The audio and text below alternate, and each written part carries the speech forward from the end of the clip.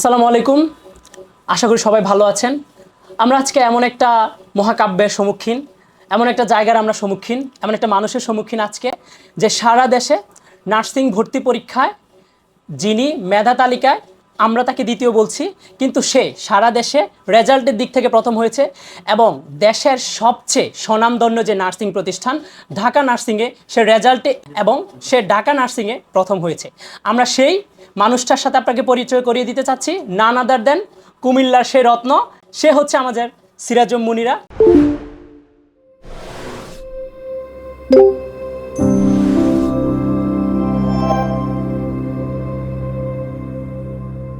মুনিরা, কেমন আছো? আলহামদুলিল্লাহ, আপনি কেমন আছেন? জি আলহামদুলিল্লাহ ভালো আছি। আমরা সেই সুদূর ঢাকা থেকে এসেছি, তোমরা জানো যে আমাদের বি ব্রেইনার এই মেধাবীদের খুঁজে বেড়ায়। আর তুমি আমাদের সাথে ছিলে, আমাদের সর্বোচ্চ সময়, তুমি যতটুকু সময় আমাদের সাথে ছিলে, আমরা যতটুকু তোমাকে সাপোর্ট দিতে পেরেছি, আজ তোমার এই সফলতায় আমরা নিজেদেরকে সুক্রিয়া জ্ঞাপন করছি। তো আমি তোমার কাছে জানতে চাইবো, এই যে তোমার এই যে প্রস্তুতি, সেটা তোমার প্রস্তুতিটা কেমন ছিল? তুমি কিভাবে তোমার সেই প্রস্তুতিটা নিয়েছিলে? এই যে নার্সিংয়ে দ্বিতীয় হওয়া, সারা দেশে তুমি মেধায় প্রথম হয়েছ, মার্কে সবচেয়ে বেশি মার্ক পেয়েছো, ঢাকা নার্সিংয়ে তুমি চান্স পেয়েছো, আসলে তোমার এই প্রস্তুতির কেমন ছিল? তুমি যদি বলো তাহলে অন্যরা এটা শিখতে পারবে। এ তো আলহামদুলিল্লাহ, আল্লাহ চেয়েছিল এই জন্য। আমি এমনি বি ব্রেইনারের কথা আমি ইউটিউবে ফার্স্টে বি ব্রেইনার সম্পর্কে জেনেছি যে এটা একটা নার্সিংয়ের জন্য প্ল্যাটফর্ম। ওইখানে মানে নার্স হওয়ার জন্য কী কী করা লাগে এটা সম্পর্কে জানানো হয়। তো এরপরে ওইখানেই ঢুকলাম, এরপরে দেখলাম যে কোর্স কতগুলো আছে, দেখলাম এক্সাম দেওয়ার জন্য, কারণ নার্সিংয়ের প্রশ্ন প্যাটার্ন কেমন হয় এটা আমার কোনো ধারণা ছিল না। তারপর ওখানে ঢোকার পরে স্যারদের সাজেশন ছিল, ওই সবগুলা দেখে এমনি তো কিছুই জানা ছিল না যে কোত্থেকে কী পড়তে হবে। তো ওই সাজেশনের মধ্যে থেকে জানতে পারলাম যে এই বিষয়গুলো আমাকে জোর দিয়ে পড়তে হবে। ওইগুলাই ভালো মতো পড়েছি, এরপরে পরীক্ষাগুলোও দিয়েছি, আলহামদুলিল্লাহ ওইগুলোতেও মোটামুটি নাম্বার ছিল। কিন্তু অনেকে সবাও চেষ্টা করে গেছি, এখন আলহামদুলিল্লাহ আল্লাহ।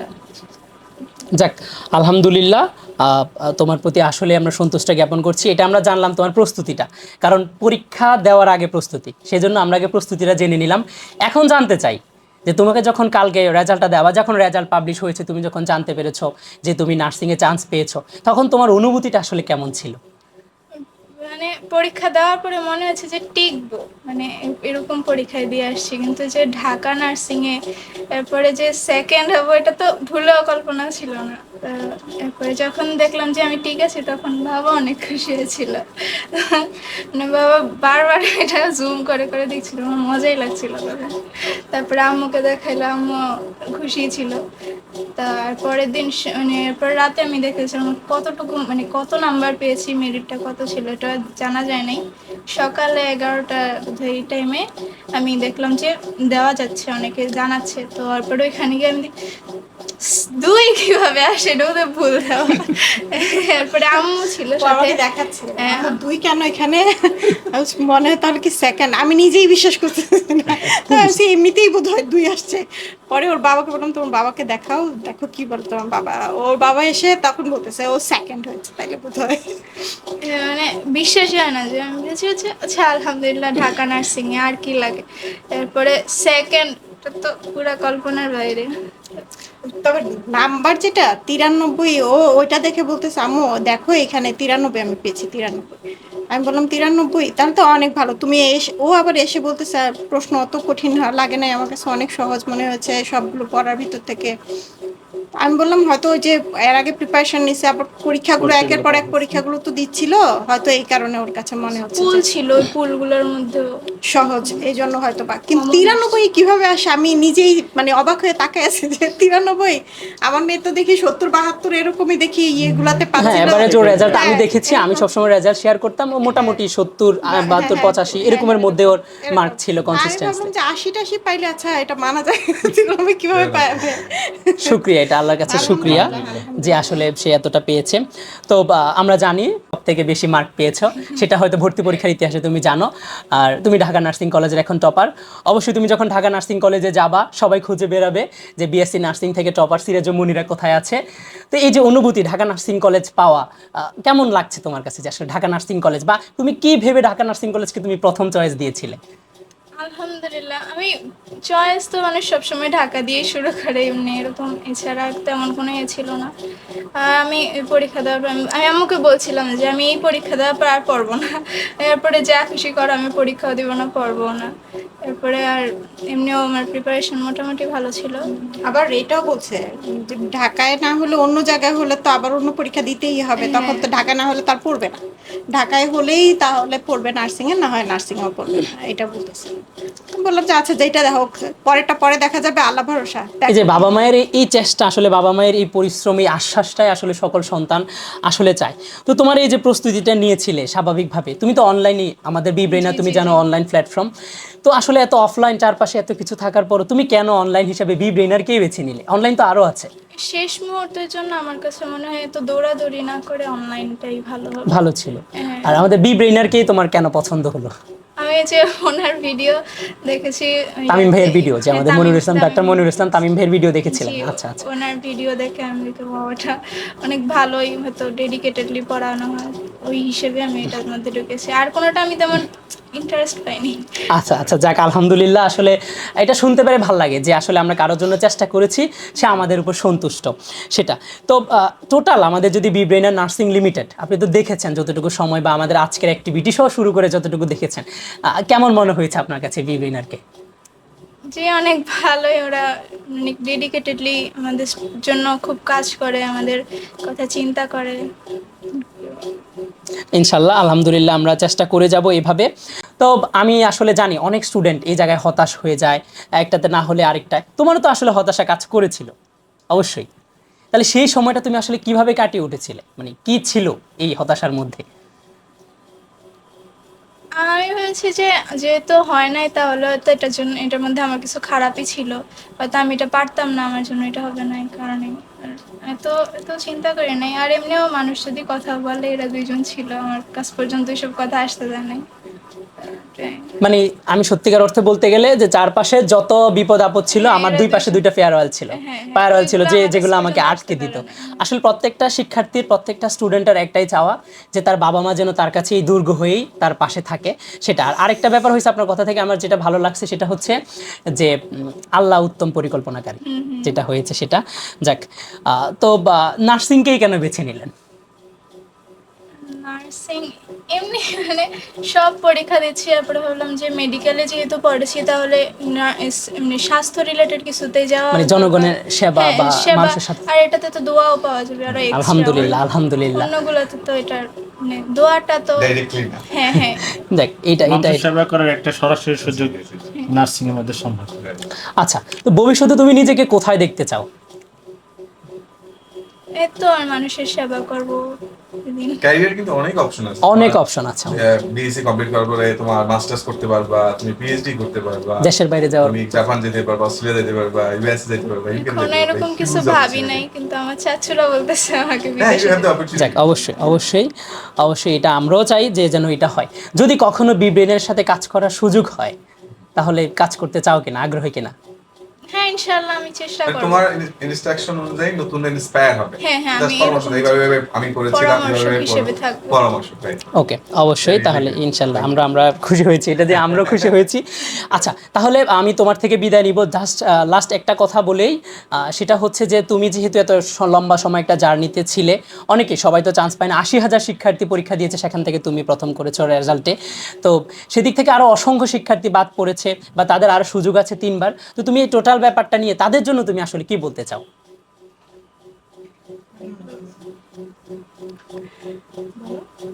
হ্যাঁ, চেষ্টা করতে থাকো সব সময়, আল্লাহ মানে যেটা তোমার জন্য ভালো এটাই হবে শেষ পর্যন্ত।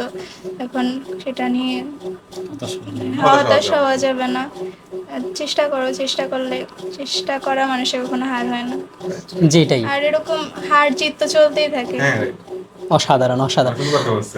হার জিতে চলতেই থাকবে, Continuous process. থেমে থাকা যাবে না, জীবনে চলতে হবে, এটাই হচ্ছে কথা।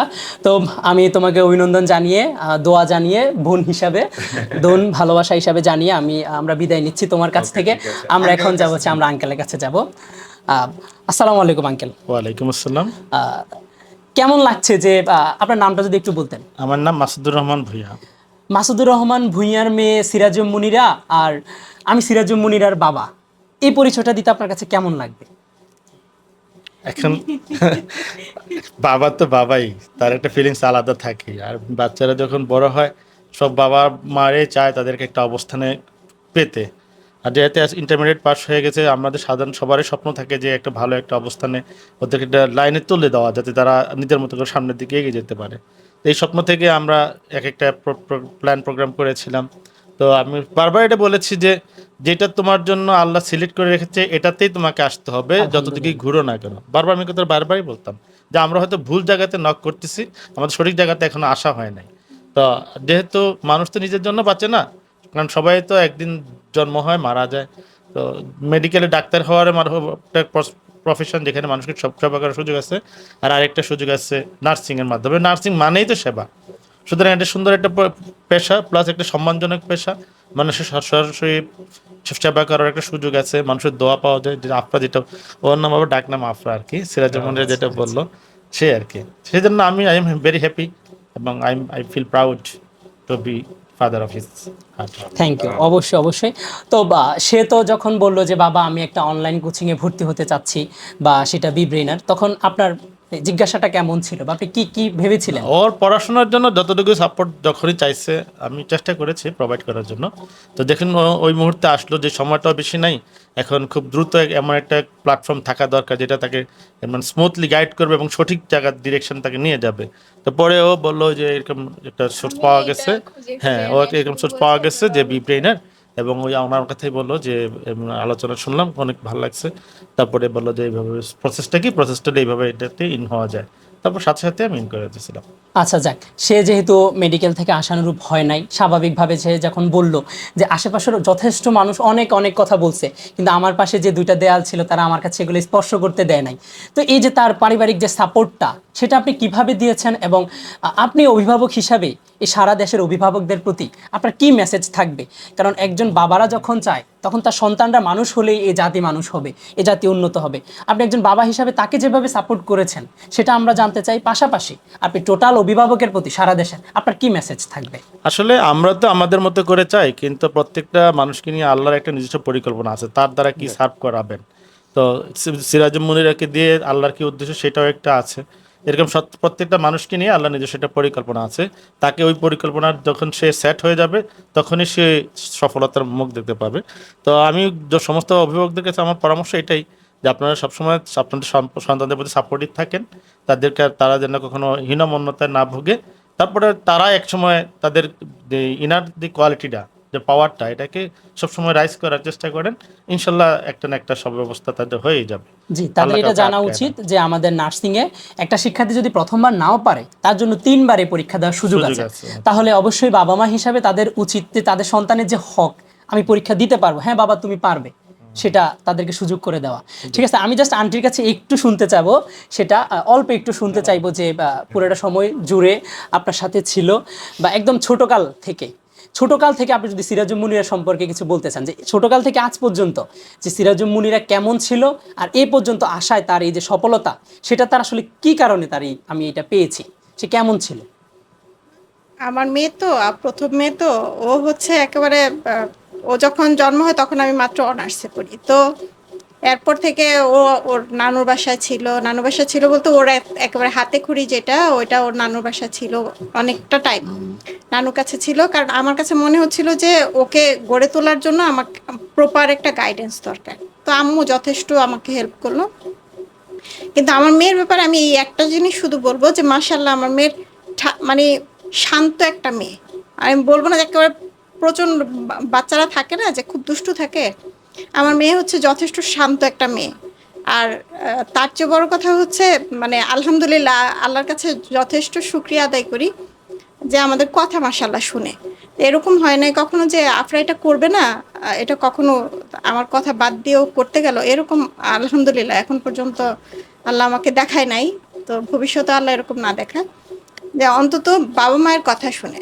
আর আমার কাছে যেটা মনে হয় যে প্রত্যেকটা বাবা মাই চাইতে তার ছেলে বা মেয়ে যেটাই হোক অন্তত ভালো মানুষ হোক। আমি চাই না আমার ছেলে মেয়েদের ব্যাপারে আমি কখনোই পড়াশোনার ব্যাপারে এরকম কখনোই বলি নাই যে ফার্স্ট সেকেন্ড থার্ড হতে হবে, একেবারে প্রথম দিকে 10-এর মধ্যে থাকতে হবে, কখনো। এই পর্যন্ত এতটুকু বয়স হলো কখনো আমি বলি নাই যে এত ফার্স্ট সেকেন্ড থার্ডের মধ্যে হতে হবে, এইটাই হতে হবে, এইটাই হতে হবে, কখনো বলি নাই। যে ও নিজেই মেডিকেলের জন্য কোচিং করছে, মেডিকেলে পড়ার জন্য ও যথেষ্ট। আমি অবাক হই, মাশাল্লাহ আমার মেয়ে যথেষ্ট কষ্ট করছে। আমি বলবো যে এত কষ্ট করছে, মনে হয় সে ইন্টারের সময় এত কষ্ট করে নাই যতটা সে মেডিকেলের জন্য কষ্ট করছে।